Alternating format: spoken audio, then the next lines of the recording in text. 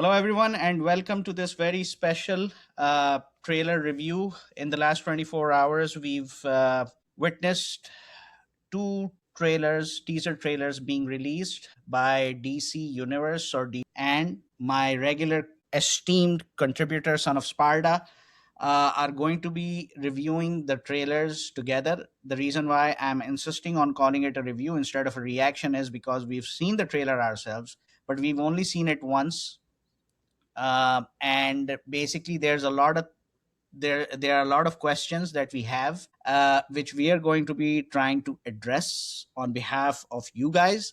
And so let's take it from there. Son of Sparda, Yeah. what do you have to say about the expected Supergirl trailer and the unexpected Lanterns trailer? Well, here's the thing. We're very excited to see this, especially since, this is a second installment in James Gunn's DC universe, the brand new one. Unless you want to count Peacemaker and Creature Commandos as installments, but you might say it's the second movie. We were very excited to see how Millie Alcock does. People were very impressed with her in the Game of Thrones series. I'm very excited to see how Jason Momoa looks, even though the very first time I've seen the trailer, you don't get a full look, but you get, a silhouette of him as Lobo. Still something better than nothing. I'm sure we'll get a second trailer that we'll see the full look of him at some point. We'll go into much more details after watching it with you guys, but there's a lot to unpack, believe it or not. There's so much going on in this trailer. Awesome. And I think the sudden or the unexpected or the surprising release of Lanterns trailer Yeah, may tell us something about what Marvel is planning. yeah. Everything happens for a reason, but let's go ahead and start with Supergirl. Okay, so she is referring to 2023. Does this story take place 2 years before? If there's one thing we can all agree on, is that Crypto is probably going to be the Nick Fury of the DC universe. He's in every movie now. He was in Superman, he's in Supergirl. I wonder if we're going to see him in other projects. But I digress. This is, if I had to put my finger on it, I would say this is the story of Kara even before that after credit scene at the end of Superman, because we saw her with a suit. Most of this movie, she's not wearing her super suit, right? I think it's a story of her finding herself because she doesn't have attachments to Earth, right? She wasn't raised by Ma and Pa Kent. She doesn't have friends at the Daily Planet. She was raised by the planet Krypton that is gone now. So she has a lot of regrets or remorse about whether she could have done something to save the planet. So there's a little bit of that of who is Kara Zor-El and how does she fit into the world? And does she want to follow in her cousin's footsteps? Does she want to also be a savior? So I think this is going to be a movie about her finding herself and ultimately possibly deciding on whether she wants to be Superman's cousin or the woman of tomorrow. And in some versions of the comics, she still feels like she doesn't fit in, even after taking that role of being a superhero. And she decides to travel to the future and join the Legion of Superheroes. So, it's always something with her of trying to find where she belongs. And I think by the end of this movie, she'll ultimately don the costume. Hopefully it'll be a little bit of a journey of discovery for her, and it'll end well. We do see just a quick snippet of Jason Momoa as Lobo, or as he refers to himself in the comics, the main man. So I'm wondering if, because he's a galactic bounty hunter, and the story goes, the origin of Lobo in the comics is that he killed his entire race because he found out that the only people who can kill him are people from his own race. So he's a bounty hunter and he's very dangerous. His strength has been comparable to Superman. So whether he's out to find Kara or someone else and Kara's trying to stand in his way, I guess we'll have to wait and see. I'm really excited for this movie to see how it fits in the overall DC universe. People have compared it to Guardians of the Galaxy. James Gunn has released a statement today saying it is much darker than Guardians Volume 3. So that's something very cool to look forward to. So if there's something that James Gunn excels at, it's that writing cool, very cool and emotional storylines, and his selection of music. And the music in this trailer was fantastic. So I'm really looking forward to it. I'm hyped for this movie. What do you think? I might be a bit giving away a premature, how should I say, review, or I feel that this is going to be a massive hit already. I mean, like, just looking at the trailer, because there are so many Yep, things in the trailer which, cement James Gunn's legacy. It not enough when you're doing a comic book movie that you are not a comic book reader. There are many yep, directors who are not comic book readers, but they have dished out some of the most critically acclaimed movies for any superhero, for any comic book character. And the first one that comes to mind is Christopher Nolan. And then we have the director of first Thor movie, Sir Kenneth Branagh. They are not quintessential comic book readers, but if a director is a comic book reader and he is able to incorporate all the elements, then he has uh, the capability to put in the maximum amount of entertainment within a movie. This is the reason why James Gunn's trilogy, the Guardians trilogy, is a huge success. And as we can see in this trailer, I mean, like, we come across the space bus, which is yep, used by Supergirl to hop around across the galaxy. Then we have the red sun, because we don't see anything that's related to Kandor, if you will. And some lines that she has mentioned, like, he sees the good in everyone and I see the yep, truth. So yes, is she going to be playing the role of an anti-hero within the DCU? Because by the end of the day, Superman is the big blue boy scout, as the yep, newspaper we saw, where he saves the nuclear reactor, the news about Superman saving a nuclear reactor. So she's not as gullible as her Kryptonian cousin. She's a hothead, she's a wreck, yep, she's just a typical youngster who's running high on testosterone. Now, when she says the year 23, I don't know if she's referring to 2023 or her being 23 years old. So it can be both, because by the end of the day, if the timeline in Superman movie was referring to the year 2025, then it is a possibility that these events might have taken place 2 years before that. The other possibility is that she is basically talking about her age, real time age, which yep, is 23 years old. Then yep. another line that struck me is Krypton didn't die in a day. So there is a we will be learning a great deal about how Krypton ended, Hmm. because the destruction of Krypton in the new DCU is still shrouded in mystery, especially after we see that recording of Jor-El and Superman's mom. I always forget her name. Lara. Lara. Lara?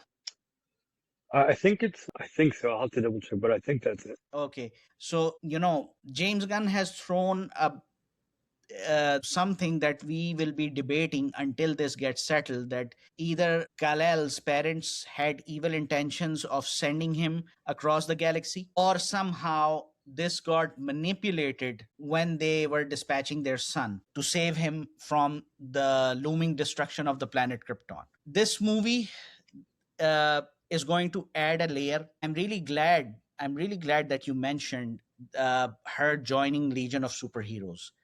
Yep. Will that happen? If it happens, how will it happen? Will we be seeing some kind of a reference in this movie? Yep. Let's wait and see. I think maybe somewhere down the line it might happen. Maybe not yet, but I feel like because in the comics she has joined the Amazonians, and in some versions of the comics she's joined the Amazons, trained by Wonder Woman. Yes, Uh, that happened in the highly successful Superman Batman series, which was, I think, published in 2008 or 9, something like that, which was yeah, written by Jeff Loeb. And yeah. I think this one, the art was done by the late Michael Turner. Yep. And then in some versions of the comics, just touching on what she does on Earth, and because she did leave Krypton, supposedly Superman left as a child. She left closer to the age she is right now due to some accident, or something. Her ship got delayed, whereas Superman's ship got straight, but whether it was through the Phantom Zone and then it popped out, whether it was some other form of technology. But touching a little bit on who she dates. In some versions of the comics, she dates Jimmy Olsen. And Yes. people have criticized Jimmy Olsen for being a ladies' man in the new DCU because he's Tessmacher and he might be dating Supergirl. So go Jimmy. We'll have to learn a thing or two from him. But also in some versions of the comics, if he does travel to the future and joins the Legion of Superheroes, she's going to be dating Brainiac 5. Yes, Brainiac 5. But also Yep. keep in mind that when the death of Superman happened, she was dating Lex Luthor. Wow. Yeah.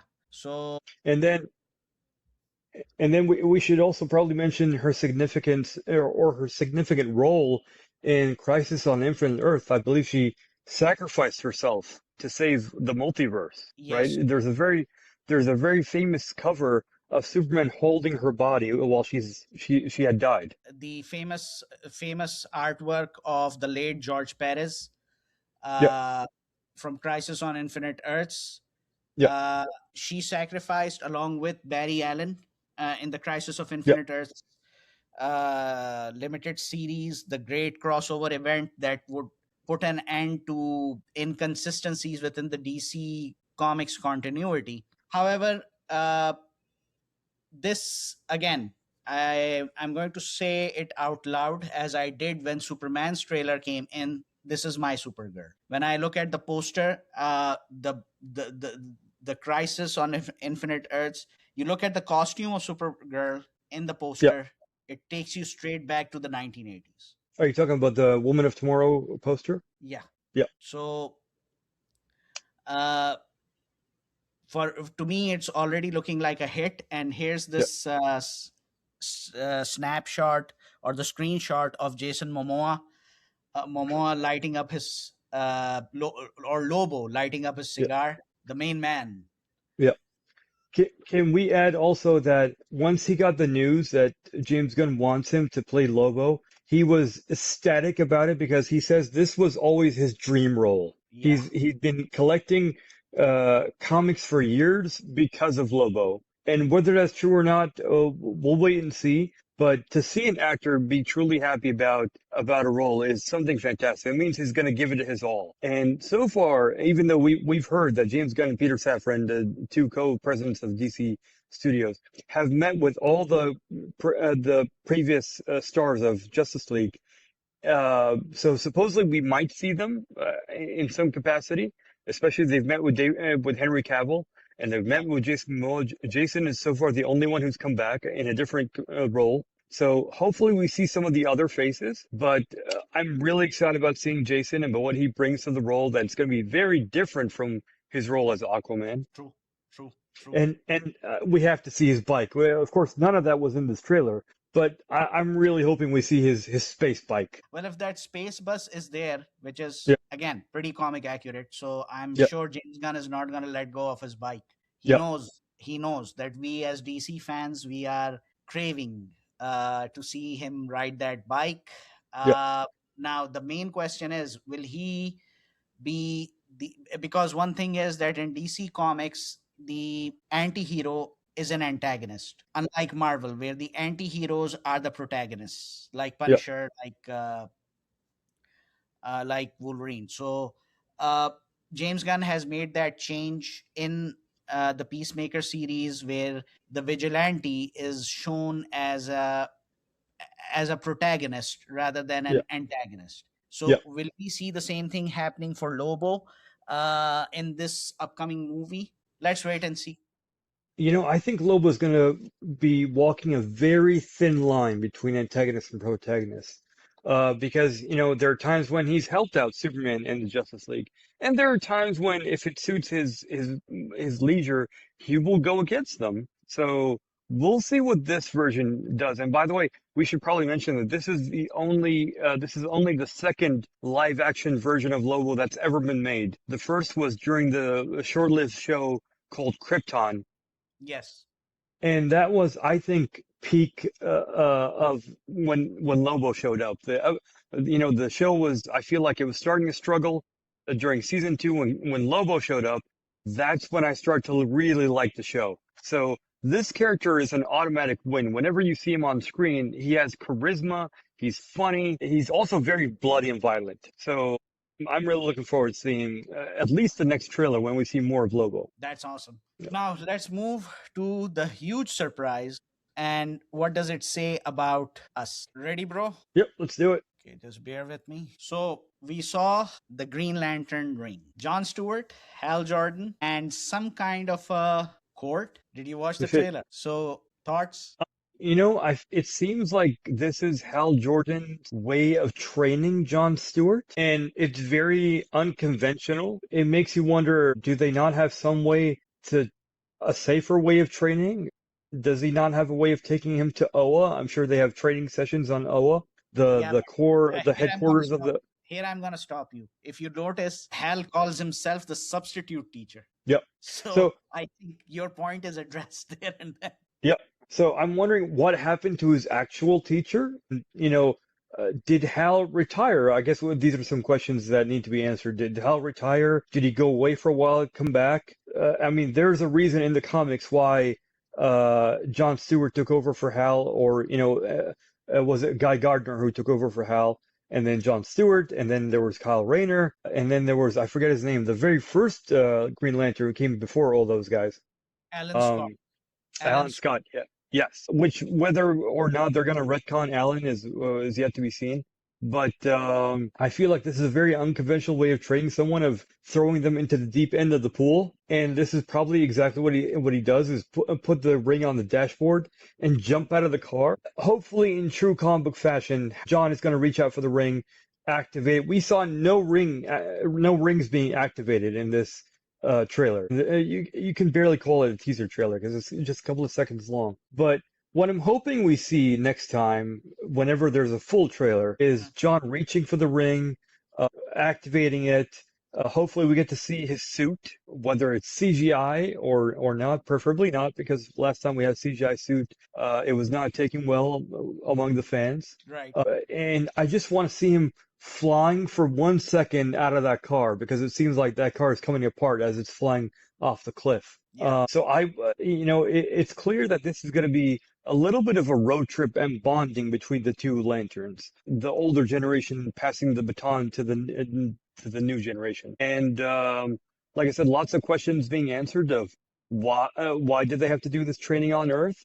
Why is Hal doing the training if there was supposed to be another teacher? And was he killed by Sinestro? Because that is supposedly, in a lot of versions of Green Lantern, the main villain.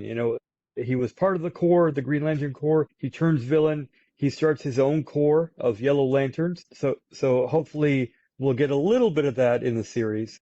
And my hope is they'll at some point make a movie out of this, out of these storylines. I hope so, because we need a good Green Lantern movie that is a blockbuster.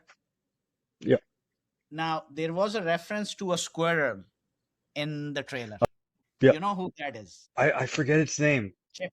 Do you know its name? Oh, Chip. That's right. That's right. Yep. The other thing that you touched upon something really important, which again shows that James Gunn studies comics really well. Oh, yeah. The road trip, the Yes. bond, the training.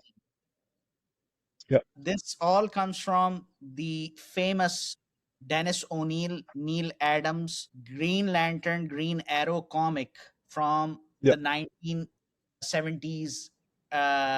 You had the Bronze Age of comics well underway, and these two gentlemen who are not with us anymore, DC Comics was not able to publish both Green Lantern and Green Arrow separately, so they decided to combine both, so this would boost the sales as well, because whenever there are two superheroes or more than two superheroes together, so this is one of the best success stories when it came to comics. This, I mean, like from the start, from the very beginning, when they shared some of the snaps of this series, where we see Stewart, Hal Jordan walking down the highway, I just said, man, this is straight out of that comic book. And the other bit is, you mentioned Sinestro, and Hal Jordan is the substitute teacher. So the teacher, the main teacher who was supposed to take John Stewart under his wing, if it was a lantern, was that lantern killed off by Sinestro? Will we see in the series that already Sinestro has become the bad guy. His trial has been done. He has been disavowed as a Green Lantern. His ring has been taken away. I love that part when they show the ring, when he puts Yep. the ring on top of the dashboard before jumping out of the car. Oh boy, it's just, man, one of the things that I really miss about the Green Lantern comic is that in the 1980s, a lot of huge things were happening for the Green Lantern. The trial of Yep. Sinestro happened in the 1980s. You had, by the end of the 80s, you had the parallax coming in. Yes. I mean, it just goes on and on. There was something like Green Lantern was amazing, man. His breakup, Yep. his break, his Ferris? Carol Ferris. Carol Ferris. Carol Ferris, who became Yep. Star Sapphire. Yes. I still have that ripped up comic in my collection when Nice. Hal gets abducted by Star Sapphire and Mhm. her planetary sorority. And she is like, really bitter about how Yep. Hal had treated her. There's Uh, so much, can, so much. I mean, like this trailer has brought back a lot of good memories, man. can I also want to make a small recommendation for people. If you can't, first and foremost, you should read the comics of the things we just talked about. Oh But yes. if you want to get the Cliff Notes, I would suggest the Green Lantern animated series. It was done by Bruce Timm and his team, the same people who did the Batman animated series. In fact, it was CGI, but the CGI characters look very similar to how Batman the animated series characters look. They were And the based on story, Bruce Timm's drawing. They were based on yes. Bruce Timm's drawing. Yeah. Yes, and Hal was voiced by Josh Keaton, who I had the pleasure of meeting, and they cover a lot of the main Green Lantern storylines that are related to Hal Jordan. So it only lasted 2 seasons, but some very good storylines. I would highly recommend anyone who wants to get into Green Lantern to check it out. But we also, I think in terms of live action, over the past decade, I think we've only had less than a handful of Green Lantern portrayals. We had the Ryan Reynolds, I think it was 2011, and we had the brief cameo in the Justice League movie of a Green Lantern. Yes. And for a moment, it was insinuated for a very long time that the side character John Diggle in the Arrowverse was going to become a Green Lantern. He got a ring. We saw a ring in his possession, and for some reason they decided to abandon that storyline. He just decided, I don't want to do this. It's not for me, and he destroyed the ring. So I'm somewhat heard that that never came into fruition. I think they were going to reveal his name was actually John Stewart instead of John Diggle. John Dagan. So it is what it is. But this we haven't had a proper Green Lantern in years, a live action version at least. Yes, live action version, we haven't had that. Should we expect Marvel to be doing the same thing now? Because since it has been announced initially when we did the live broadcast almost 10 days ago, the date for Avengers Doomsday trailer was December 19th. Yep. But according to the highly reliable reporter, he's not a mainstream media reporter, but whatever scoop he brings in is accurate. Daniel Yep. RBK on X. Yep. According to him, he's saying that the Doomsday trailer is going to be released on December 14th. Oh wow, that's tomorrow. Yeah, and are we going to see Spider-Man Day trailer being released exactly 24 hours after Doomsday, just like they did with Supergirl and Lanterns? Man, I hope so because that would be the perfect way to end the year of giving us 4 superhero movie trailers for that of movies that are coming out next year. I feel like you know we've heard lots of rumors that the Doomsday trailer is for sure coming. I would love for the Spider-Man trailer to also come because we're getting Spider-Man first, I think in June or July. July 3rd. So, yep. So we're getting that first, whereas Doomsday is all the way at the end of the year in December. So I don't know why we're getting Doomsday first and not get Spider-Man. So it would make a whole lot of sense for us to get both trailers right now. I hope so, unless they're trying to put a lot of effort into and focus on Doomsday. Just to get the hype going because people are already hyped for Spider-Man. Every Spider-Man movie, I believe, in the MCU has made over $1 billion. Yes. So I think Spider-Man is okay. He's a safe bet. And plus, you've got Punisher, the Hulk, and a lot of other characters, Tombstone, that are going to be in that movie.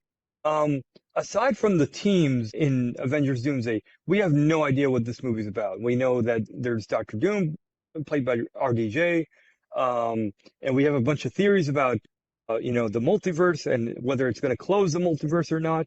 But other than that, there's absolutely no indication about where the story's going. So hopefully we get a trailer of both. That would be amazing. It would make, it would make me a happy comic book fan, and it would give me something to look forward to because we can watch not one, not two, but 4 trailers before these movies come out several times.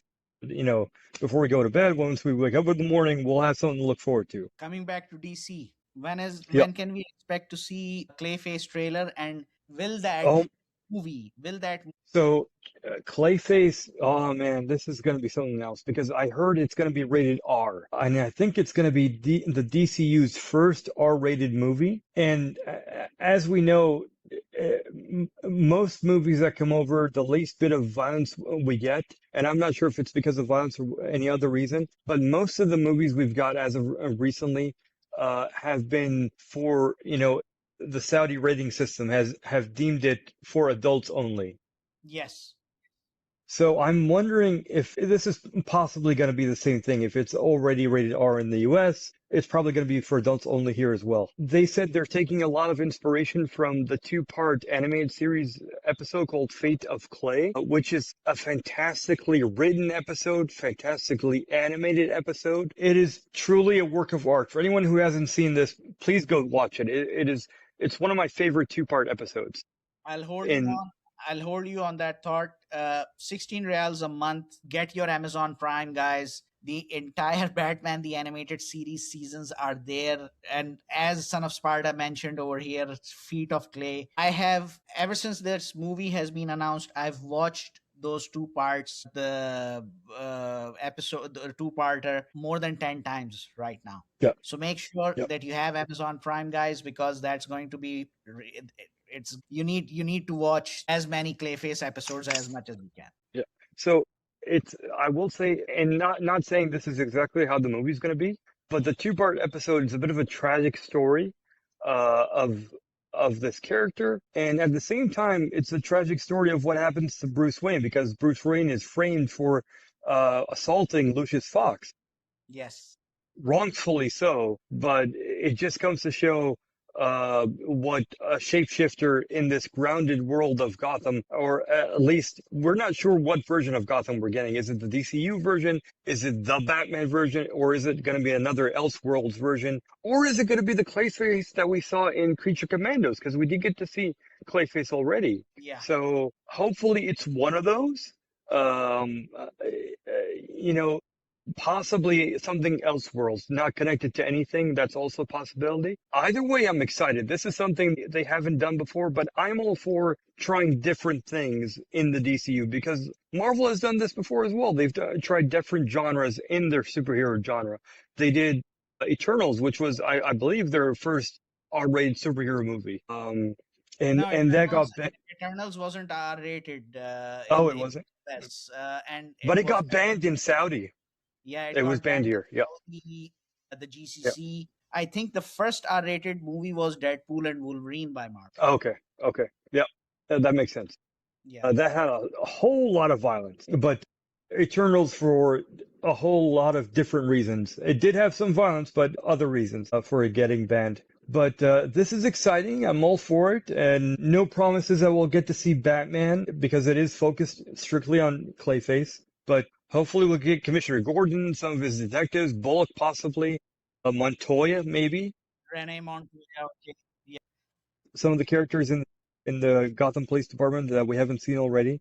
So yeah, and hopefully we'll get to see maybe just a glimpse of the dark side of Gotham and maybe Bruce Wayne. That'd be nice. Okay. So final thoughts. Man, I would say if this is our final recording or stream of 2025, then I'm just gonna say there is so much for us comic book fans to look forward to in the new year. So strap yourselves up. We're in for a ride. We've got Lanterns, Clayface, Supergirl. I believe the Batman Part 2 is coming out, right? Next year, I think. 2027. 27, so not next year. But we got all these great movies coming out next year. Doomsday Spider-Man, not to mention the TV projects, Lanterns. I'm sure I'm forgetting something, but it's going to be Daredevil Born Again. We're getting Yes. season 2. We're getting Friendly Neighborhood Spider-Man season 2. We're getting X-Men 97 season 2. There's so much to look forward to. Man, we're back. We're finally back, I feel like, in full force. DC and Marvel are cooking on all four full throttle. I feel like we're in for a good ride next year. 2026 is going to be keeping us busy. One thing I just Yep. wanted to say, just to clarify, this is not going to be our last review, because just remember that December 14th is going to be Doomsday trailer release. Ah, of course. So we're going to be talking about that before the year ends. 2026 is really exciting. 2027 is going to be really exciting. May all of We us might be. have a special guest star for that recording. We might have a 1/6 scale version of our guest and a full size version of our guest. Let's do it. Let's do it.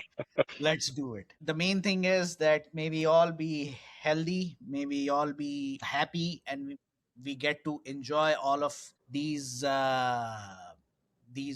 releases that are headed our way. Thank you, Son of Sparta, for joining me despite your My busy pleasure. schedule. And let's wait for what Marvel has in store for us before the year ends. And thank you to So, all for watching. as we close up, we're going to recite a famous line from this trailer. This is not going to end well for you guys. With I thought that, that was hilarious. for me it was. With that, our review comes to an end. Stay tuned, because as I've said earlier, December 14th is the day Avengers Doomsday trailer is going to be released. Now, I'm not sure if, due to the time difference, we're going to see Avengers Doomsday on December 14th in Saudi Arabia and the GCC, or will we be able to see it on December 15th? We'll be keeping you posted, and a lot of good stuff, even from us, is headed your Yep. way. Yep. Take care. Adios.